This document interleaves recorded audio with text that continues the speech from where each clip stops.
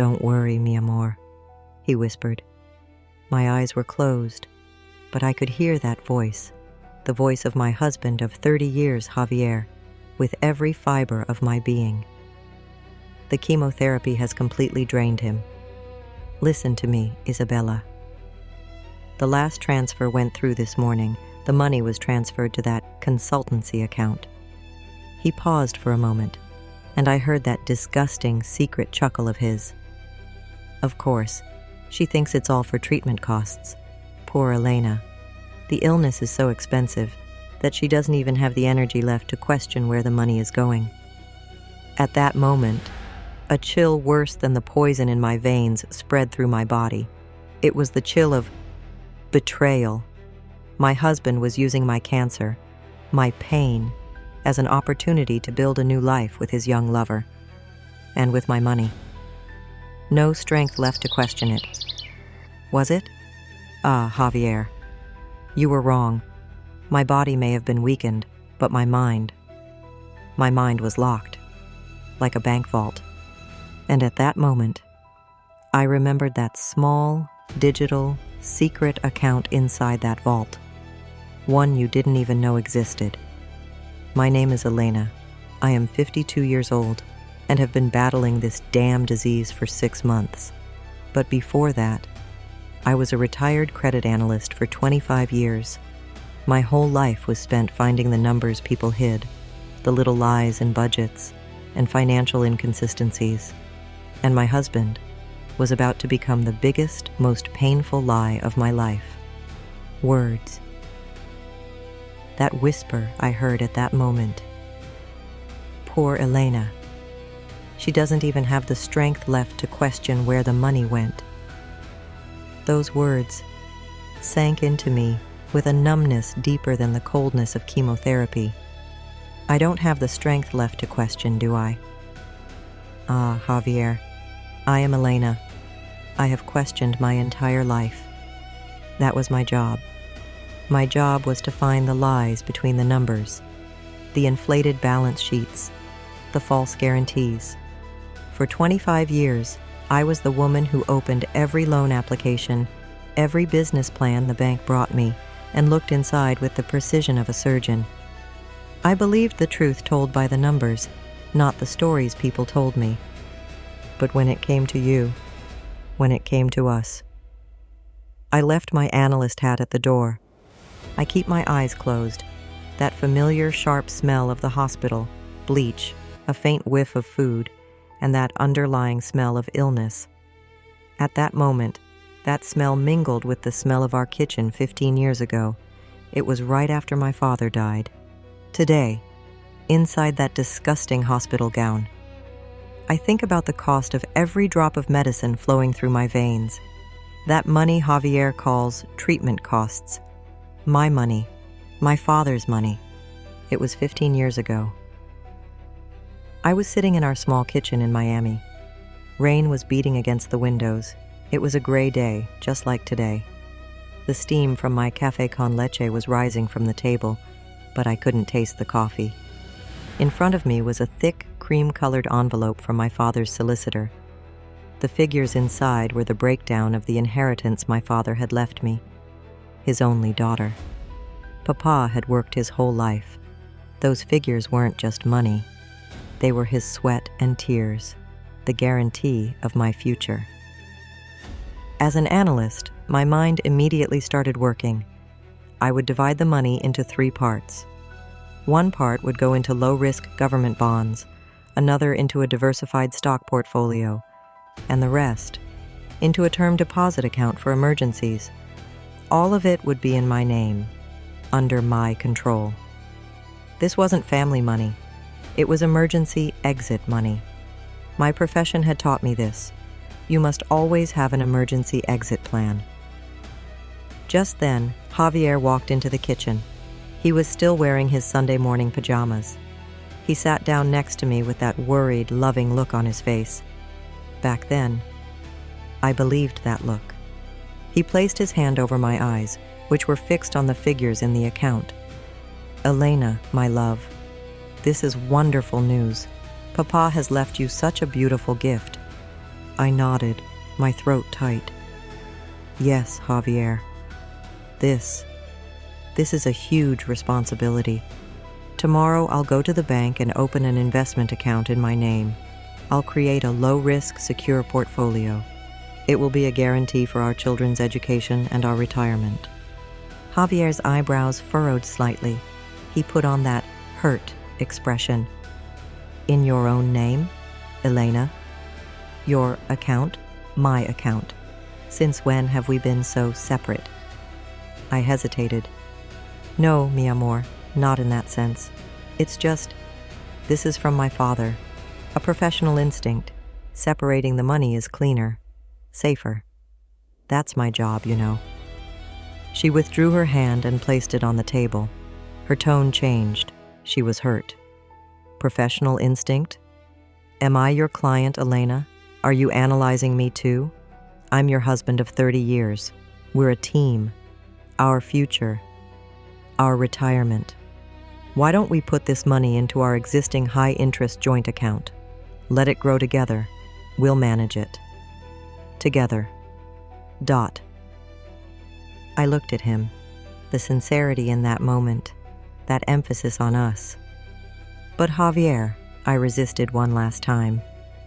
What if something happens? What if things go wrong? We can't risk this money. He laughed then, that warm smile of his that always won me over. What's going to happen, mi vida? Don't we trust each other? This money is ours, not yours or mine. Ours. Please, trust me. I'm your husband, not a risk factor. I remember feeling ashamed of myself at that moment. What a cold woman I am, I thought. The man is saying we to me, and I'm doing a risk analysis on him. He was my husband. He was the father of my children. How could I see him as a debtor, a potential bad loan? My profession had hardened me. Javier is right, I thought to myself. We are a family. This money belongs to both of us. I must trust him. Family is about trust. In that moment, I silenced the professional analyst Elena and allowed the loving wife Elena to speak. And the next day, I deposited all that money into our joint account. Now lying in this hospital bed, I see how incredibly foolish that moment was. He wasn't a risk factor. He was the risk itself. When I called him safe harbor, she was the rock that sank my ship. That day, I didn't just give her my father's inheritance. I gave her the power to destroy me. That word, us. What a huge lie it was. That word was the crack in my armor, and she knew it very well. We'll manage it together, he said. Ah, yes, together. While I was fighting cancer, he was managing the money with that woman named Isabella. My father's hard-earned money was now flowing into that young woman's luxury handbags, expensive meals, and that fake company under the guise of consulting. My analytical mind, my much-vaunted logic, how blind it was to the foolishness of my heart. That day, in that kitchen, I made the worst investment decision of my life. And now, I am experiencing the bankruptcy of that investment. Beep, beep, beep. Each beep is an expensive drop flowing into my veins, and each beep brings another financial disaster to mind. Javier's great idea. That beep sound is so similar to the sounds I listened to night after night 10 years ago, sitting at the calculator to prevent the bailiffs from coming to our house. It was 10 years ago. Javier was fed up with corporate life. He wanted to start his own business. He had a vision. He would import handmade exotic leather goods from Colombia, luxury bags, belts. When he brought me a business plan, the alarm bells started ringing for the analyst in me. The costs were inflated. There was no market research, just the assumption that rich women would love this. The supply chain was a disaster. It depended on a single, expensive supplier. I told him, Javier, this plan is leaking. Your startup costs are too high compared to your payback period. You don't have enough cash flow to last at least 6 months. I remember how he yelled at me that day. Here we go again. Don't talk to me like a banker, Elena. I'm not your client. I'm your husband. Have some imagination. Take some risks. This isn't risk, Javier, I said calmly. This is suicide. The numbers don't lie. Numbers, he spat. That's all you know. Numbers. I'm trying to create a vision for us, for our family, for our children, more than your boring bank salary. Don't you believe in me? And again, that feeling of guilt. I was the woman killing his dreams. Maybe I was too cowardly. Maybe he needed to take a risk. Maybe my analyst brain couldn't see the vision. I should support him, I thought. I should stand behind my husband. If he fails, we'll pick ourselves up together. But if I don't let him try, he'll blame me. And I let him. Worse still, when he was rejected by the bank because his plan was a disaster, I gave him my personal emergency fund, the money I had set aside for years. My money. We took out a second mortgage on our house. This is my dream, Elena. Do this for me, he said. I did. It didn't last 6 months. As I predicted, the supplier ripped him off. The market didn't care about those products, and that vision turned into a nightmare of dozens of expensive, unsold, moldy-smelling bags sitting in the middle of our living room. It was the middle of the night.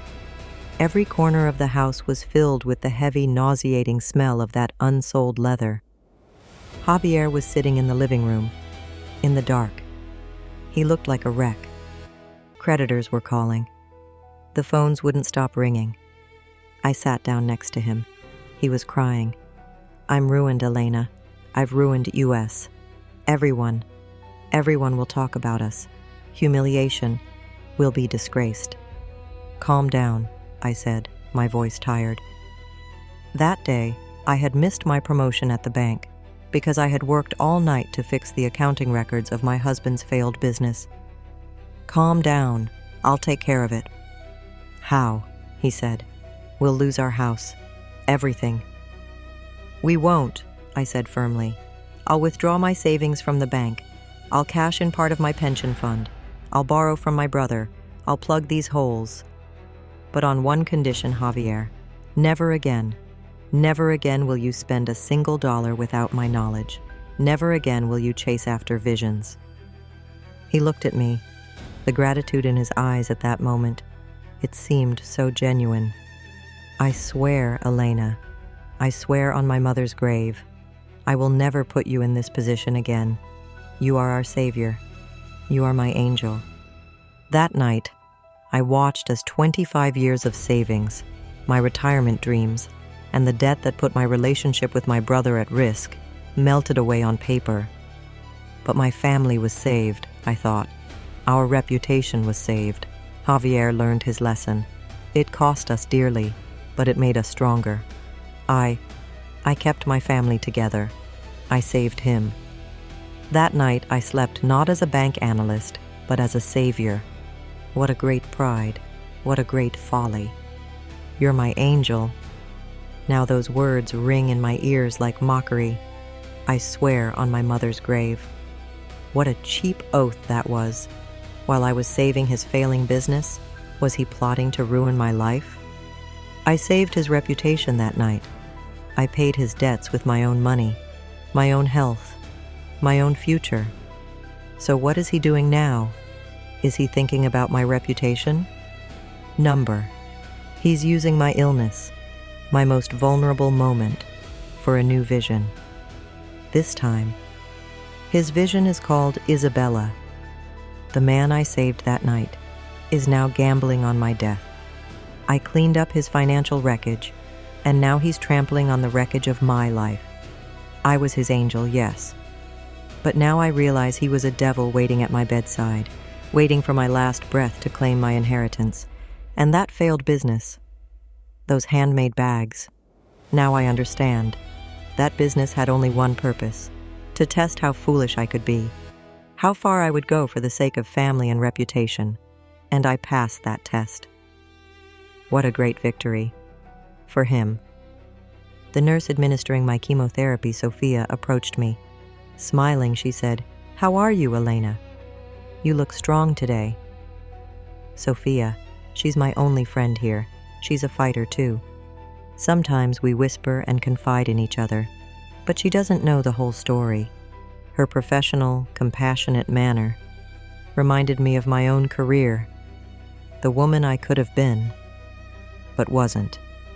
It was about 7 years ago, 3 years after that failed business venture. I had sorted everything out. Javier had settled down, taking a regular job at an insurance company. I, on the other hand, was working wonders at the bank. My experience in rescuing those failed loans had sharpened me even more. One day, my regional manager Martinez called me into his office. The room smelled of expensive cigars and polish. Martinez smiled from behind his massive wooden desk. "Elena," he said, "I've been watching you. The analyses you've done over the last 3 years, the accounts you've saved, brilliant. The board is considering you for the position of vice president of the credit department."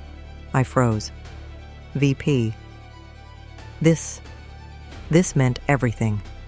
A separate office, bonuses, a seat of power in Miami's largest financial center.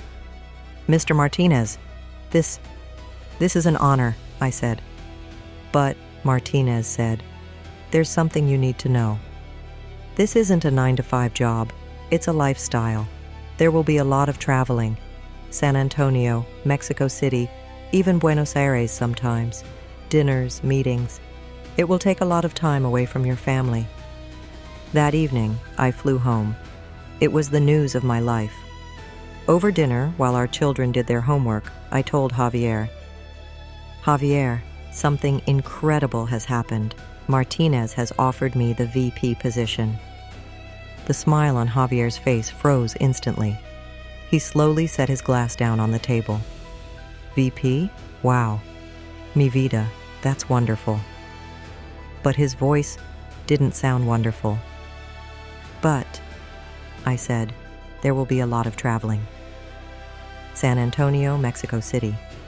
It will take up a lot of my time." Javier put his hand on mine. He gave me that worried look. "Elena, this is wonderful, really. You deserve this more than anyone, but think about it. Just when we've got everything sorted, just when we're starting to be us. The kids are in secondary school, the hardest years. They need you. I need you." He paused, as if what he was about to say hurt him. "Remember, after those bad times, how we pulled through? Because you were here. Because you were the anchor of this family. This position, this money. It will take you away from us. It will leave us alone with that money. We don't need more money, Elena. We need you. We need our peace." I looked at him, the backbone of the family. Our peace.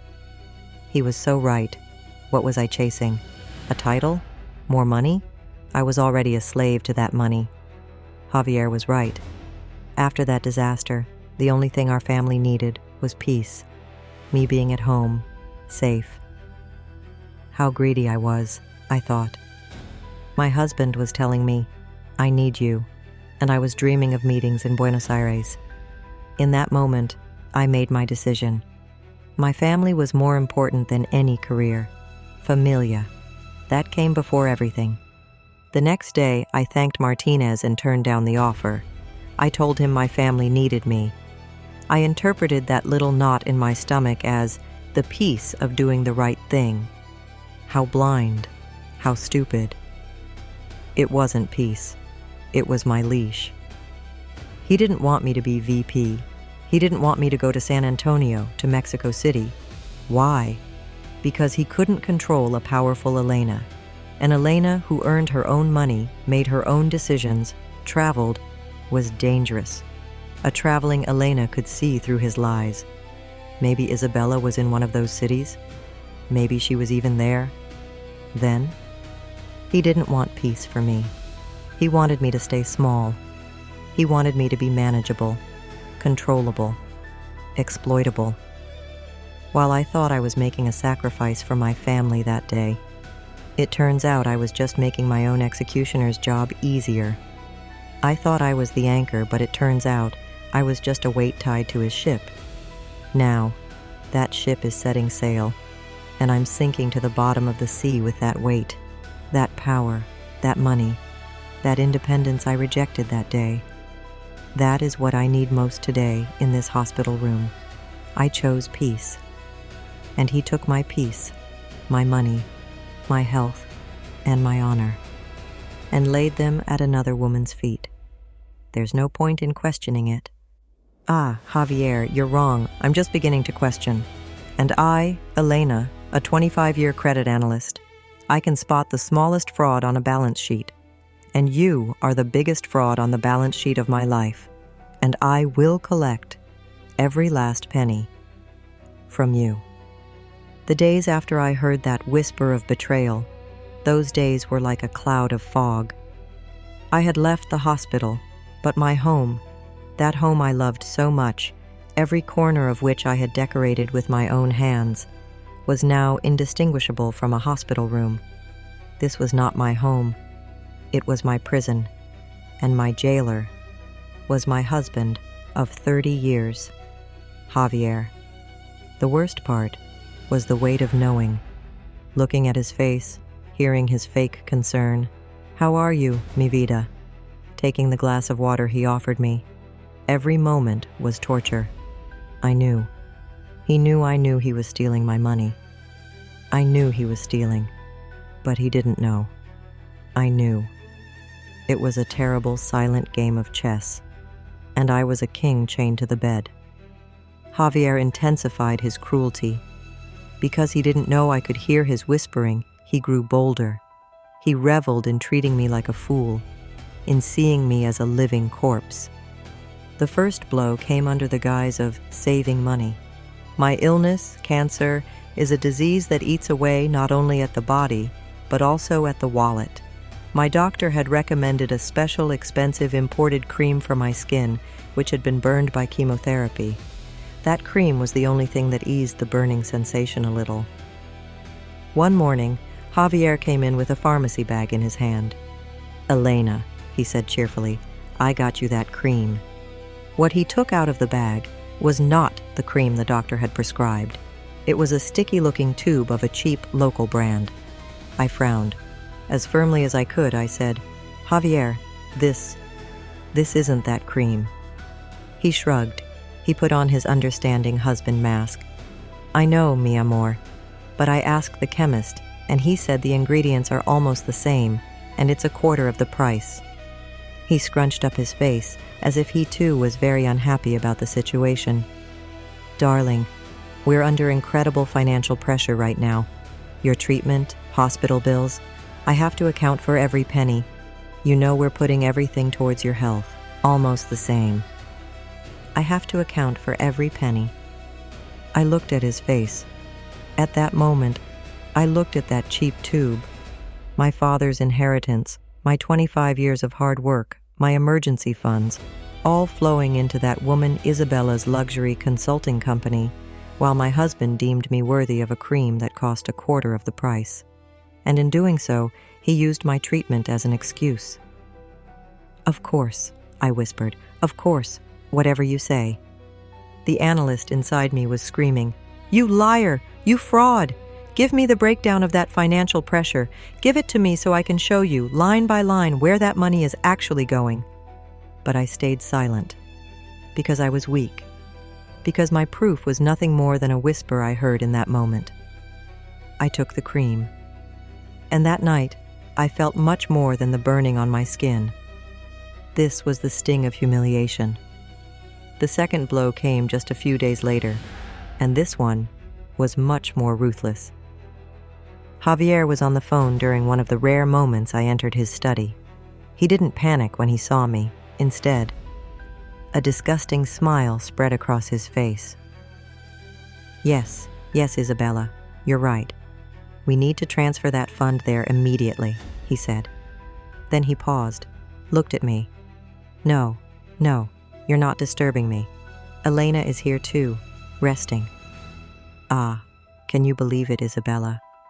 I know Elena will thank you very much too." I froze. Her name He was saying that woman's name right there beside me, on the phone, as casually as if they were discussing business. He hung up the phone. "Ah, Elena," he said, as if it were the most normal conversation in the world. "I forgot to mention it to you." During this process, bills, insurance, investments, it's so complicated. I started working with a financial advisor, Isabella. I've forgotten her surname now, an incredibly smart girl, just like us, that is, specializing in financial planning for families with medical expenses. She was looking me straight in the eye. She wasn't lying. She was hitting me with the truth in its most brutal form. "She's very sweet," she continued. "She took all that complicated paperwork off my hands. She's putting together a fantastic plan for us. It shows us how to use the money most efficiently, how to manage it without compromising your treatment. Manage it. Manage the money. My money. She wants to meet you too," he said with that fake smile. "When you've got your energy back, she's very moved by your story." My stomach churned, and it wasn't from the chemotherapy. My husband was trying to bring his lover, the woman who helped him steal my money, into my home as a financial advisor. He wanted to introduce her to me. He was impressed by my story. At that moment, I realized this wasn't just theft. It was psychological torture. It was saying, "Look, I've taken your place, I'm taking your money, I'm sleeping with your husband, and you're so helpless that even if I said it to your face, you couldn't do anything about it." At that moment, I wanted to bury my face in my pillow and scream. "I don't want to meet you. Give me my money back. Get out of my life." But I just shook my head. Right now, I'm too tired, Javier. Maybe another time." When he left the room, I dug my nails into my palms. I felt them draw blood. That physical pain was nothing compared to the humiliation in my soul. The third step of the torment was to cut me off from the world, to isolate me. Between my chemotherapy sessions, there were days when I felt good, albeit rarely. On those days, all I wanted was to see my sister, Maria, or my closest friend, Sophia, or that wonderful woman I met at the clinic. A cup of coffee, a little chat, a crumb of normal life. One afternoon, Maria called. "Elena, hermana, I'm on my way. I'm bringing you sopa de pollo. I'll be there in 15 minutes. I was so happy I could have cried. "Come," I said. "Please come." Just then, Javier called from the kitchen. "Who are you talking to?" "Maria," I said. "She's bringing soup." Javier rushed over, snatched the phone from my hand. He had that worried husband look on his face again. "Maria, darling," he said into the phone in his most affectionate voice. "How thoughtful of you. But Elena isn't feeling well at all today. She called her doctor, and the risk of infection is very high. This week, we absolutely must not have any visitors. Believe me, it's for her own good. I know how much you love her, but please, don't come this time. I'm looking after her. I'm watching her like a hawk." He hung up the phone. He turned to me. "What have you done?" I whispered. "I'm fine, Javier. I want to see Maria." "No, you're not fine, Elena," he said sternly. His voice was no longer kind. "You don't look well. You're weak. When Maria comes, you'll talk, you'll get tired, then your fever will come back. There's no need. I know what you need. Peace. Quiet." No one came that day, the next day either. I texted Sophia. "Can you come?" She replied. I called Javier. He said your condition has worsened. "I don't want to upset you, amiga. Be strong. I'll call you." He was protecting me from myself. He was isolating me from my loved ones. Why? Because she was afraid of what I might say. Because she was afraid that in my moment of weakness, I might whisper something to Maria or Sophia. Javier is robbing me. He had locked me in a cage, and he held the key to that cage. He was no longer just the owner of my money. but also of my time, my relationships, my voice. I was a complete prisoner in that house. The depths of despair came that night when I faced my physical helplessness. Javier had gone to a business dinner. I knew he was with Isabella. I was alone at home. My mind, that analyst brain of mine, was working like crazy. I had to find proof. I had to see the numbers. I crawled out of bed. I made my way down the corridor, clinging to the walls. My target was Javier's study. That room, which used to be my study too, now it had become his castle. I opened the door. The room was cold. The laptop on his desk was open, the screensaver, showing a photo of the two of them. They were on the beach, smiling. Isabella, young, full of life. Javier was looking at her the way he hadn't looked at me in 20 years. I staggered with the pain in my stomach. "Focus, Elena! Focus!" I walked over to the desk. The drawers were locked. Damn it. I turned back to the laptop. The password. What could it be? My date of birth? The children's? Number. Isabella. I didn't know her date of birth. My hands were shaking, a side effect of the chemotherapy. I couldn't type the numbers. My head was spinning. I was drenched in sweat. I looked helplessly at the papers on the table. Bills, but only for electricity and water. Everything important was digital. My eye caught a small metal safe under the desk. He must have bought it recently. I bent down. My knees buckled, and I fell. I collapsed onto the cold parquet floor, onto my side. I tried to get up. My legs wouldn't carry me. They were just a trembling mass of flesh. I, Elena. I, the woman who caused storms in that bank, managed million-dollar accounts, stood up to the most arrogant CEOs, in my husband's office, on the floor of my own home. I was helpless, unable to open a drawer, unable to stand up. There, on that cold floor, under the light of that smiling photograph, I lay, and I cried. I sobbed. Despair, in that moment, was stronger than the poison in my veins. It's over, I thought. I lost. He won. He defeated me. I am dying, and he is building a new life on my corpse. That night, I gave up. After that night spent at the bottom of despair, a void settled inside me. For a few weeks, I lived as nothing more than a shell. I went to chemotherapy, took my pills, endured Javier's fake compassion. He had seen me give up. He had seen the light go out of my eyes, and it had reassured him. I was no longer dangerous. I was now. Poor Elena. We had taken a short break from my treatment. My body had started to recover a little.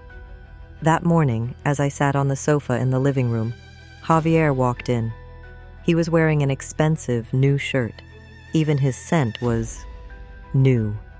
There was an excitement on his face that I hadn't seen in a long time. He was holding a shiny, cream-colored, luxurious invitation. "Elena, mi vida," he said, his voice full of excitement. "I have incredible news for you. You'll see how our lives have turned into a miracle." He handed me the invitation. My hands were still trembling as I took it. The paper was thick and textured. It was written in gold lettering. Renacer Foundation, a chance for rebirth. Gala evening and donation launch. "What is this?" I whispered. Javier's eyes were shining. "That wonderful woman I told you about, Isabella. Turns out she's not just a financial genius. She's an angel. She was so moved by what we've been through. I mean, your struggle. She set up a foundation to help families fighting cancer, the Rebirth Foundation. Great name, isn't it?" I froze. "With my money." I opened the invitation. Inside was a professionally taken, smiling photo of Isabella. Underneath it read, "Isabella Rojas, founder and CEO." Look, Javier said excitedly. "Look at the committee list."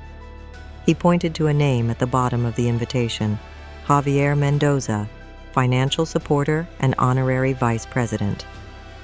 See, he said proudly, all those tough financial decisions, they've paid off. All that, our savings, your father's inheritance, it's all going to a good place. We're giving back to people like you what we took from you. It was as if a knife had been plunged into my throat. I couldn't breathe. What we took from you, we are giving to people like you. This was a confession, but the real blow didn't come then. My eye caught the logo on the cover of the invitation, a stylized phoenix in gold leaf. I recognized that bird. That bird was my bird.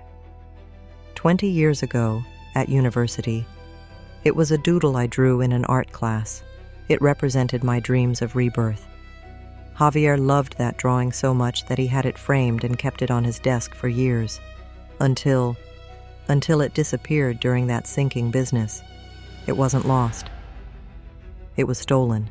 My money, my father's name, and now my soul, my signature. A hoarse voice came out of my throat. Javier misunderstood. I know. It's very emotional, he said, patting my shoulder. Wait, it's not over yet.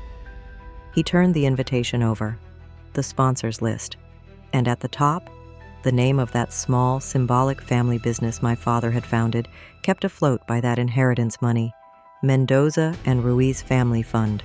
Ruiz, my surname. But I saved the best news for last, Javier said, looking me in the eye. That fake compassion had now given way to a kind of condescending pity. Isabella, that angel, she wants you to be there so badly. Elena, she said, should be the guest of honor. Her struggle has inspired us all. Can you imagine me, Vida? You were going to be the guest of honor. She paused. She looked at my face, my pale skin, my disheveled hair. Of course, she said, lowering her voice. You can't come. Like this. That crowd, those lights. It would be too exhausting. You'd collapse. But don't worry. He put his hand on my shoulder. I'll be there in your place. I'll give a speech on your behalf. I'll tell everyone what a generous, inspiring woman you are. On your behalf, I'll accept those applause. And that moment, that last sentence, I will accept those applause on your behalf. That emptiness inside me, that hopelessness, that fog, suddenly ignited, like the opening of an oven door. A scorching rage burst out of me. Javier smiled and kissed my forehead. Rest now, mi vida. I need to prepare for the big night. He left the room. The scent of his expensive new perfume lingered in the air. I didn't move for minutes. I fixed my eyes on that. My logo on the invitation. Guest of honor, inspiration. I will speak in your name. You cannot come like this. You thought I was dead, didn't you? You buried me long ago. You buried Elena the credit analyst, Elena the intelligent, Elena the powerful. And you wrote poor sick Elena on top. And now, on my grave, with my money, in my father's name, and with my soul's design, you're throwing a party. And I can't go as the guest of honor in this state. No tears fell from my eyes. Everything inside me had dried up, replaced by something as hard as steel. You were wrong, Javier. I am not dead. I am not weak. I was just gathering information. While you tell my inspiring story at that party, I will write my own story. You became the financial backer, did you? Fine. I am Elena too. I am a 25-year credit analyst. I am the source of that money. You learned to add up the numbers, steal them, transfer them. But I see the inside of those numbers. I track that money. I cut open that Foundation Renacer account, that consulting company, like a surgeon. I'm going to that party, Javier. Ah, yes. I will go, but not as your guest of honor, not as your source of inspiration. I will come to that party as an auditor. You were preoccupied with my treatment. You were preoccupied with my physical weakness. But there was one thing you forgot. I was preoccupied with you too. That's my rainy day account. That little secret digital crypto wallet you don't even know exists, that you'll never find. That wallet will be my rebirth. The time for analysis is over, Javier. The time for collection has begun. And the interest will be higher than you could ever imagine. That searing anger when I saw the invitation. I didn't sleep that night. That anger kept me going. It filled me with an energy stronger than the chemical poison in my body, stronger than the cancer. I will accept the applause on your behalf. That sentence echoed over and over in my mind. But when morning came, when that first gray light seeped into my bedroom, the fire of rage had dimmed a little, leaving only a bitter residue. And with that residue came that familiar, disgusting voice. Hesitation. There, curled up in my pillow, staring at the ceiling, the old Elena inside me, the self-sacrificing Elena, whispered, "What am I doing?" "No matter what," said the voice inside me. "He's my husband of 30 years. He's the father of my children, Mateo's, Camila's, their hero. What am I doing now? Am I going to be the woman who destroys the family? Am I going to destroy my own family? What if I'm wrong?" I thought. What if that woman, Isabella, what if she really did deceive Javier? What if my husband, yes, made a mistake, a foolish mistake, but his intentions weren't that bad? Maybe he really tried to make use of that money? Maybe that foundation is really for a good cause? I'm preparing to destroy him. I can't do that. He's my life, my blood.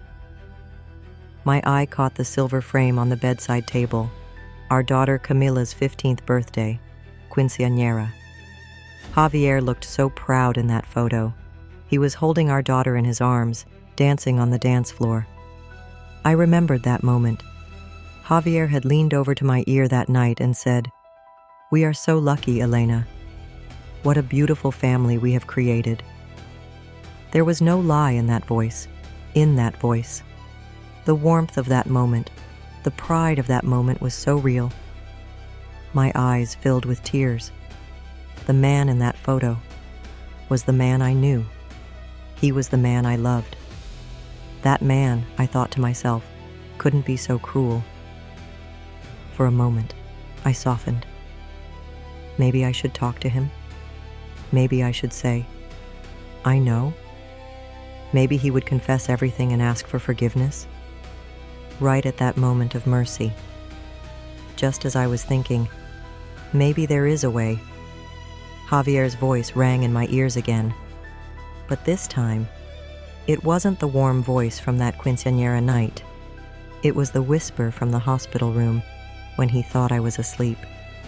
Poor Elena. She doesn't even have the strength to ask where the money went. And then, that last sentence on the invitation, "You can't come like this." I clenched my fists. The man in that photo was dead.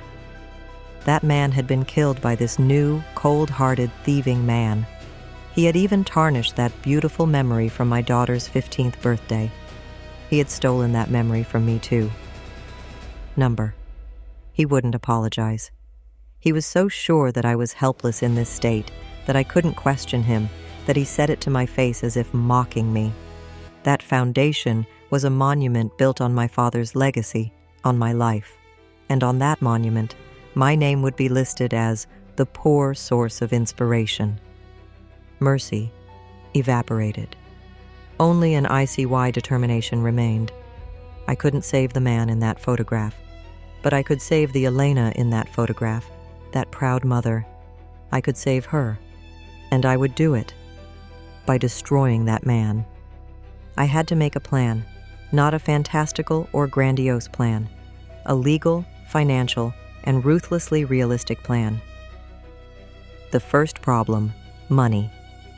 Javier controlled all the accounts. He was transferring my father's inheritance, our joint savings, everything into that black hole called the Renaxer Foundation. I needed capital. And then it hit me. My emergency exit plan. Years ago, after the big financial crisis of 2008, I had learned something as a credit analyst. The system is not always as solid as you trust it to be. Banks could fail, stock markets could crash. While Javier was chasing his visions, I had secretly, completely unbeknownst to him, built up my own rainy day fund. But I hadn't deposited it in a bank. I, that boring analyst, had invested in something that was just starting to gain traction back then: crypto, a digital wallet. This wasn't speculation, it was insurance. That couldn't be traced, couldn't be frozen, and Javier would never find. The key to that digital wallet was in a physical, hardware wallet, a device that looked like a small USB stick, and I had hidden that device in a place Javier would never, ever look: a dusty box containing my old tax returns and 15 years of boring bank statements. That box was in the attic, labeled Elena's Boring Papers. That day, while Javier was at a business dinner, that is, at that gala event with Isabella, I made the most difficult climb of my life. I went up to the attic. I found that box, and inside it was that little device. I couldn't do it alone. I needed someone reliable outside to help me. Only one person came to mind: Sophia, that wonderful woman I met at the clinic. She was also battling cancer, but she was more on her feet than I was, and most importantly, she was like me, a retired accountant. She understood numbers. Despite Javier's attempts to isolate me, I sent Sophia a secret message, making it look like it had been sent by mistake. I reached her using an old disposable phone from a number belonging to an old friend. I wrote urgent. The next day, during that awful chemotherapy session Javier insisted I attend for my health, Sophia was there. When Javier dropped me off at the door and left, not even bothering to come inside, Sophia sat down next to me. I whispered, "Sophia, I'm in trouble. My husband is robbing me." Sophia's eyes narrowed. She was a woman who loved gossip, but loved justice even more. I gave her that digital wallet. "You need to convert this into cash for me, secretly, open a new account, and with that money, we need to hire someone with that money." 2 days later, part of that crypto asset was transferred to the new, clean account Sophia had found. I now had capital. Now I needed evidence. That was my profession. Finding evidence. We hired the best forensic accountant in Miami, someone Sophia knew. It was expensive, but my crypto covered it. I gave him one task: the Renaxer Foundation, a chance for rebirth. "I want this foundation's cash flow," I told him on the phone, my voice as cold and clear as an analyst's. "Investigate Javier Mendoza and Isabella Rojas. Trace every penny transferred from the Mendoza and Ruiz family fund to this foundation and find out where that foundation spent the money. Luxury cars, properties, whatever." And I added, "Also, research this logo." I sent him the photo of my phoenix from the invitation. Find its copyright, its origin. The final step of the plan was already clear. Javier and Isabella had prepared that gala night with their own hands. They had printed their own death warrants and decorated them with gold leaf. That night, all the city's dignitaries, donors, and journalists would be there. Javier would take the stage as honorary vice president and accept the applause on behalf of his poor, inspirational wife. I had a surprise for her. When the forensic accountant's report arrived, Sophia and I examined it together. What I saw turned my stomach, but steeled my heart. My father's inheritance, my savings, all had been transferred to that foundation account, and from there, Isabella Rojas had set up a front real estate company in her name. That foundation had been used to purchase a luxurious penthouse in Buenos Aires. The money Javier called medical expenses had become the decoration for his lover's new home. "I'm ready," I told Sophia. She held the luxurious invitation for the gala night in her hand. What shall we do? Should we storm in and shout? I smiled. It was the first genuine smile on my face in months, but there was no warmth behind it. No, amiga, I said. I'm an analyst. I don't shout. I give presentations. There was exactly 1 week until the gala night. I whispered to Javier, I'm so excited for that night, mi amor. I'm so proud of you. Maybe I can come too? His face froze for a moment, then that fake compassion returned. Ah, Elena. I'd love to, but, your health. No, I said. I'll come. I'll sit at the back table. I just want to watch you speak. I want to feel like I'm inspiring you. He was trapped. The idea of me sitting there at the back table, weak and helpless, applauding him, flattered his ego so much that he couldn't say no. All right, mi vida, he said. Whatever you want, but don't overexert yourself. I won't, I said, because that night I would place all the burden, all the shame, all the disgrace on his shoulders. The gala night. When I arrived at the hotel, my legs were shaking as I handed the valet the car keys, but it wasn't from illness. It was anger. It was the adrenaline of a hunter closing in on its prey. I went inside. Sophia, as promised, was waiting for me at the lobby bar, posing as a donor. She looked powerful. She, too, was wearing a wig, dressed in her finest gown. She smiled at me. Are you ready, amiga? I'm ready, I said. Together we walked to the ballroom doors. When they opened, my stomach clenched. It was like a dream. Blue and gold lights, crystal chandeliers, Miami's richest, most respectable people, clinking champagne glasses, and everywhere, my logo was there, that phoenix. On the napkins, on the giant screens, on that huge banner behind the stage, Vakif Renatzer, a chance for rebirth. Javier was right at the entrance. Isabella was on his arm. That woman, she was even more radiant than in the photograph. The emerald green dress she wore had been bought with my father's inheritance. Her smile was fueled by my pain. Javier saw me. For a moment, just a split second, pure horror crossed his face. His wife, who had told him, "You can't come like this," was now standing before him. But that moment passed. Javier was professional. He immediately put on that concerned, loving husband mask. He left Isabella and hurried over to me. "Elena, mi vida, you came." His voice was filled with fake joy. "But you shouldn't be standing. You look so tired. Come, I've arranged a quiet table for you at the back." He tried to take my arm. I pushed his hand away, not harshly, but firmly. "I'm fine, Javier. I've never felt stronger." His eyes narrowed. He realized something was wrong. But it was too late now. There was no turning back.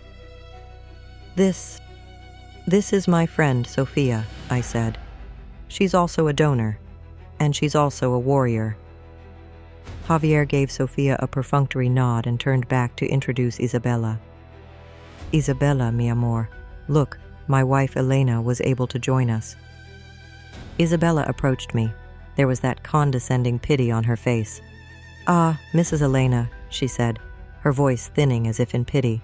"What an honor to meet you. Your story, it's so inspiring. This foundation is built on your struggle." I looked into her eyes. "I know," I said. "I know exactly how much of a foundation it is." The gala began. Sophia and I sat at a table near the front.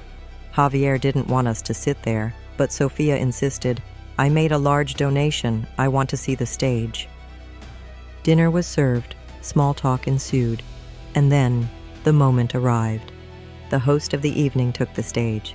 And now, to hear the vision behind this wonderful foundation, Please welcome the founder and CEO of the Renaissance Foundation, Isabella Rojas, and the backbone of the foundation, Honorary Vice President Javier Mendoza. Applause erupted. The two of them walked onto the stage, hand in hand. Isabella gave a tear-jerking, completely false speech about helping cancer patients. Then she handed the microphone to Javier. Javier cleared his throat.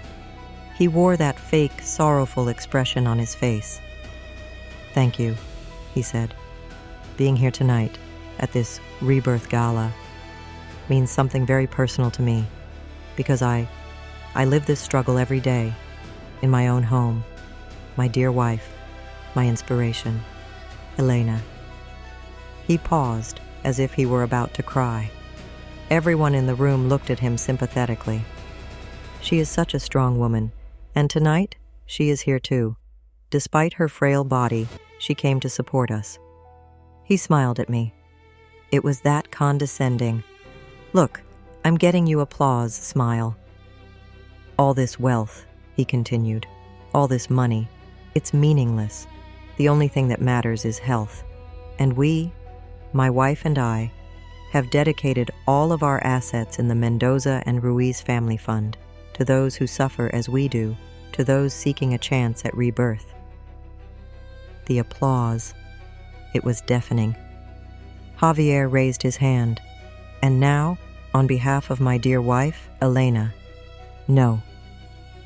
My voice, despite the lack of a microphone, echoed like a knife in that silent hall. Javier froze. "What did you say, mi vida?" I stood up. Sophia took the small USB stick out of her coat pocket and walked over to the technical team standing at the side table. "There's a change to the presentation," she said calmly. Javier panicked. "Elena, please sit down. You're tired." "No, Javier," I said, walking towards the front of the stage. All eyes were on me. "I won't sit down, because even like this, I have things to say." At that moment, on the giant screen behind me, the smiling photos of Javier and Isabella disappeared. In their place, a bank statement appeared. A murmur rose through the hall. "Just now," I said, my voice now trembling but with anger, "my husband Javier said he had dedicated the Mendoza and Ruiz Family Fund to a foundation." That's right. The screen changed. Mendoza and Ruiz account to Renaissance Foundation account. The entire amount. My father's inheritance. "This is my money," I said. "And now, let's see where that money went, because I'm a credit analyst. My job is to follow the money." Sophia signaled to the technician. The screen changed. From the Renaissance Foundation account, $1 million transfer to a front real estate company called IRB Inversiones, Isabella Rojas, Buenos Aires. Javier's face turned white. This is a mistake. This is fake." "Fake?" I said. "Then is this fake too?" The screen changed. In Buenos Aires' most luxurious neighborhood, the title deeds for that luxury penthouse purchased in the name of IRB Inversiones. The whispers in the room gave way to shocked silence. Isabella lunged at the microphone. "This is slander. This sick woman." "Sick woman what?" I shouted. All that pent-up pain exploded in that moment. "Are you looking at the house my husband bought for his lover, with my money? The same husband who told me I had to count every penny for my cancer treatment? Is this what he meant by my treatment expenses?" And the final blow. "But this is what I'm most proud of," I said, my voice calming again. "This logo." The screen changed. The original sketch of that phoenix I drew 20 years ago. My signature and the date underneath. Next to it, a freshly dated copyright certificate, newly acquired in my name. "You stole my money," I said, looking at Isabella and Javier. "You stole my father's inheritance. You stole my husband. But worst of all, you stole my soul, my signature. And you made it the face of this fake Rebirth Foundation." At that moment, I felt something inside me snap, but it wasn't pain. It was a chain breaking. That last link to poor Elena was gone. I was free. Javier stammered, "Elena, please, let's talk at home." "No, Javier," I said. "There's nothing left to talk about. Only collection. Those respectable people in the hall, those donors." Their faces were filled with horror and disgust. A few grabbed their phones, probably calling the police. Isabella stumbled on her heels and tried to escape from behind the stage, but 2 security guards held by Sofia stopped her. Javier. He just stood there. In that expensive tuxedo, he looked tiny beneath the evidence of his own crime on that giant screen. He would accept the applause, wouldn't he? But at that moment, he could only hear me, breathing. "I am Elena, credit analyst," and I had balanced the books. After that night, it all came unraveling like a sock. The forensic accountant's report wasn't a case file, it was a conviction. Javier and Isabella were tried for embezzlement, fraud, misuse of foundation funds, and a whole lot more. That Renacer Foundation bubble burst the moment I popped it. That penthouse in Buenos Aires was sold by court order. My father's legacy. Yes, I lost part of it. Lawyers, courts. That money melted away in the process. But what about Javier? He lost everything. His reputation, his job, his freedom. That man who chased after his vision, who used my money to save his reputation. Now he's in a federal prison, wearing an orange jumpsuit, learning every day what it means to have no reputation. Isabella, too. And me? Cancer. Ah, that damn thing. It's still there. But that night, on that stage, I conquered something else. I conquered fear. I conquered hopelessness. My treatment is over. When my doctor used the word remission, I cried. But this time, it was tears of joy. I am Elena. I am 53 years old. I have experienced the greatest betrayal of my life, fought the worst disease, and hit rock bottom. But I am still here, and for the first time in my life, my balance is perfectly in check. I have been reborn. "What about the sale?" I said. "What if they sign before I do?" Montoya smiled, for the first time. "That designer and real estate agent, they're both Beatrice's relatives. We can get them charged with organized crime, too. Don't worry, Carmen. That deed is yours, and no one else will touch that deed but you." He prepared certified copies of all the books. He loaded Valeria's digital evidence onto a USB drive. He transferred the audio from the tape to digital format. The plan was legal and deadly. What did they value most? Reputation, social status. Then, we would strike right there. They would take the stage to tell their success stories. They would tell those investors how they went from zero to becoming a brand. At that very moment, Valeria would project my gift onto that giant screen behind them. First, Mateo's crackling voice. "Mom, I swear, it's just for suppliers." Then the Cancun photo. Then my notebook. Transfer minus $320,000. And finally, that real estate listing. The listing for his father's inheritance. "Get ready, Valeria," I said. "We're going to the party." That night, I remember walking to that hotel that night, that luxurious penthouse. Everything was glass. All of Miami sparkled beneath those fake people's feet. The doorman looked at me. I was wearing my old but best dress, black, simple. There were no flower stains on me. My hair was pulled back. The bandage on my arm was pure white, clean. "Name, please," said the man, sizing me up. "I'm Carmen Rivera," I said. "I'm the special guest of my daughter-in-law, Isabella." The man found my name on the list. He was surprised. He wasn't expecting me. The dusty baker. I went inside. The music. It was so loud it drowned out the sound of my heart.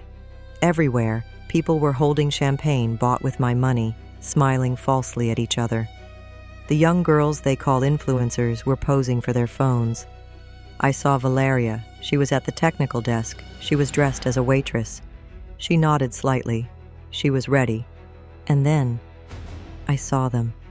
The kings and queens of the night. Beatrice was swimming in diamonds.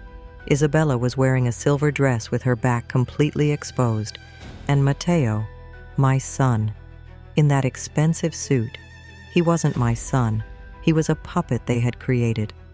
Beatrice saw me. She smiled. That snake smile. She came over to me. "Carmen, querida, so you made it," she said, her voice louder than the music. "I felt sorry for you. I told you not to sit alone in the shop. Come and see real success. Learn how to escape the dusty life." I smiled at her. "As promised, Beatrice," I said. "I brought my gift." Her face changed. At that moment, she was afraid of me. But it was too late. Isabella took the microphone. The music stopped. On the giant screen behind her, it said, "Bella's Bites, Global Success."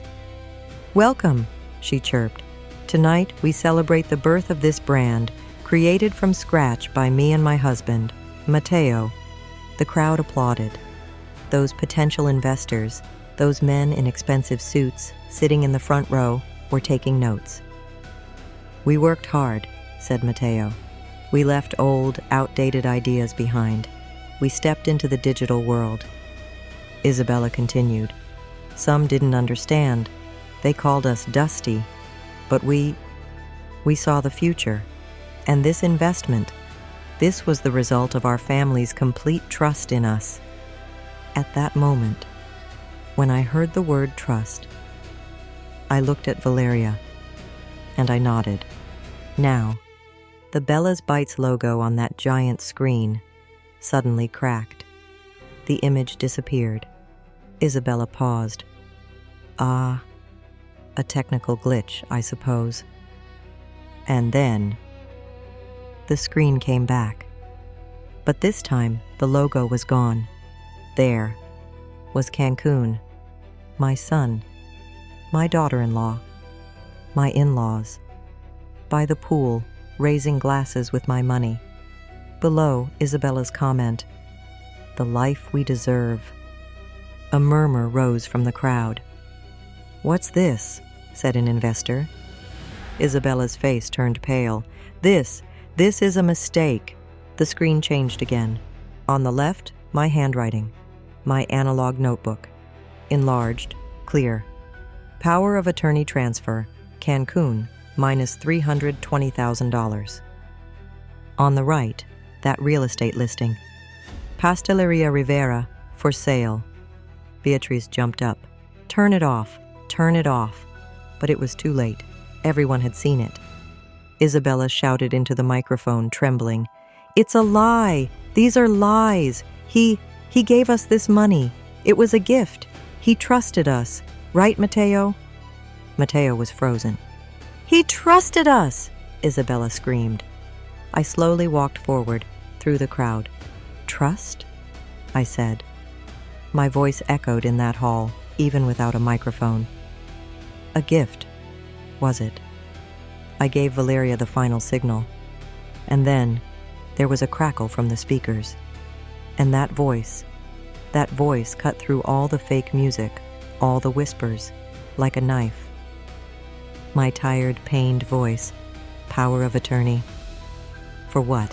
And then Matteo's voice, clear, strong, and deceitful. "Mom, I swear, just for the suppliers, Senor Rodriguez's flour, milk, and your hospital bills. I won't touch anything else. I promise."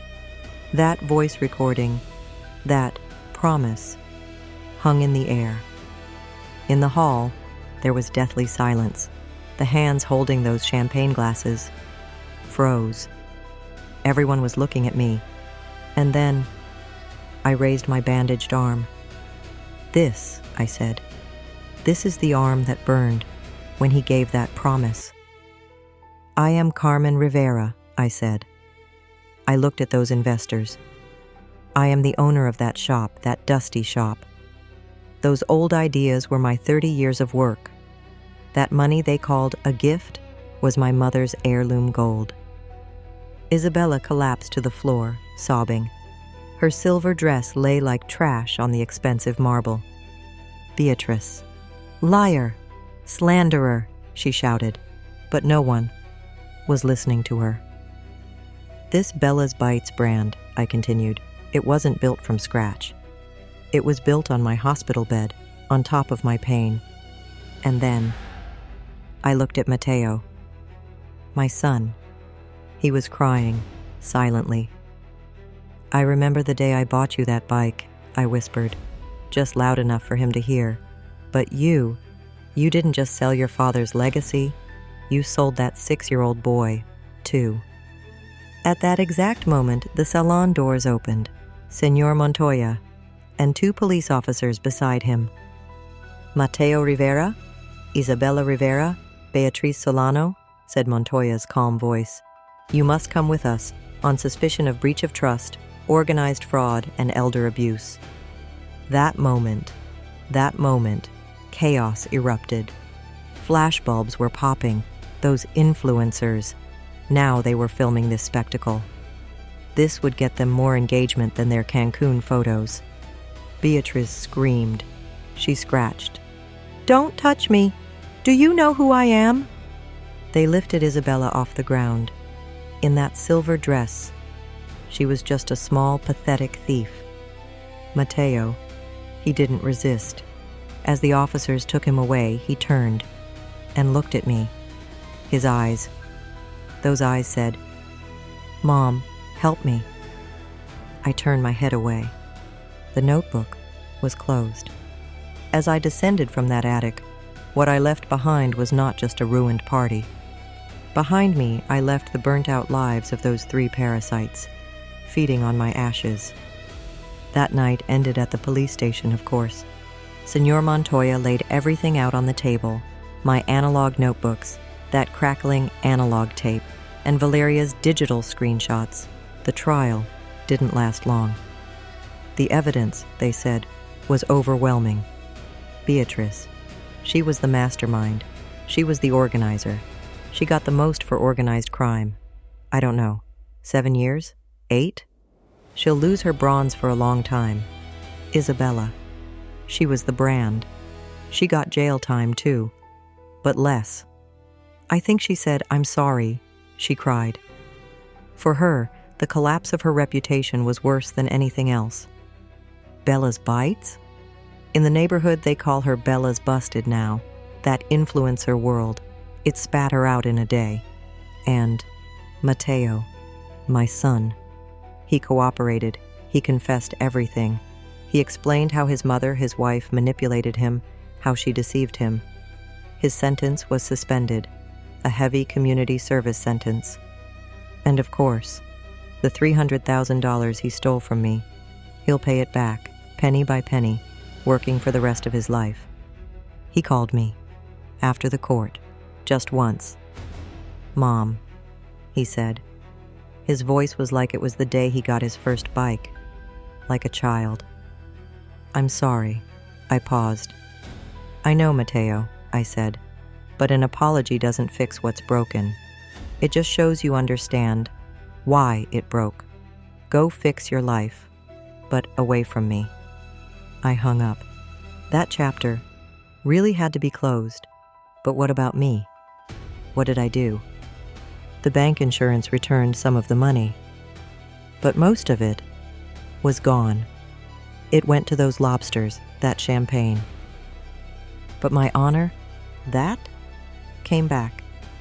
The day after the party, Señor Rodriguez, the flower supplier, was at my door. He had a sack of flour on his shoulder. "Carmen," he said, taking off his hat, "I apologize on behalf of the whole neighborhood. We believed you. But those rumors... I know, Señor Rodriguez, I said. He left the flower on the counter. Consider it a debt, he said, whenever you want. I didn't sell the shop. That shop. I couldn't. It was my lifeline. But I changed it. Those walls they called dusty. Yes, I painted them. But not with that fake white marble. I painted them that warm yellow my husband and I chose. And that recipe book that was thrown in the trash, the one with my mother's handwriting, I framed it. Now it hangs on the wall right behind the cash register for everyone to see, so they know how deep my roots go. My oven, that oven bought with my mother's gold, it's still burning. My burned arm healed. Yes, there's a scar, a faint scar from my elbow to my wrist. But when I look at that scar, I no longer feel pain. That scar. It doesn't remind me of betrayal. It reminds me of how I survived the fire. Ah, and then there's Valeria. She wasn't my apprentice. She was my eyes. Now she's my partner. I am the analog queen. She is my digital prince. I make cakes and pastries. She puts my art on Instagram. Carmen, she says to me with a smile. Your flan recipe. It went viral. I still don't fully understand what that means. But my shop has never been this full. Yesterday we got a new order for a big quinceañera party, 5 tiers, just like Isabella's. And standing at the oven in that heat, kneading the dough, I smiled. The smell was the same, the scent of vanilla and fresh bread. But this time, it wasn't the smell of burning. It was the scent of a new beginning.